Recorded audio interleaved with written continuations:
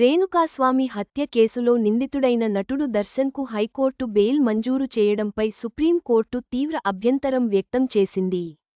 High court తన అధికారాలను ఎలా ఉపయోగించిందనే దానిపై సుప్రీంకోర్టు అసంతృప్తి వ్యక్తం చేసింది.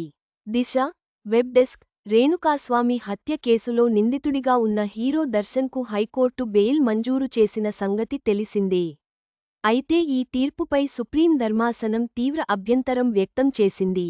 హైకోర్టు తన విచక్షణాధికారాన్ని ఉపయోగించిన విధానంతో తాము ఏకీభవించలేమని చెప్పింది. బెయిల్ ఉత్తర్వుల విషయంలో తాము ఎందుకు జోక్యం చేసుకోకూడదో తెలపాలని నిందితుడి తరపు లాయర్ను ప్రశ్నించింది. ఇదిలా ఉంటే రేణుకాస్వామి హత్య కేసులో నిందితుడుగా ఉన్న దర్శన్కు గతేడాది అక్టోబర్లో మధ్యంతర బెయిల్ ఇవ్వగా డిసెంబర్ 13న కర్ణాటక హైకోర్టు రెగ్యులర్ బెయిల్ ఇచ్చింది. దానిని వ్యతిరేకిస్తూ రాష్ట్ర ప్రభుత్వం సుప్రీంకోర్టులో సవాల్ చేసింది.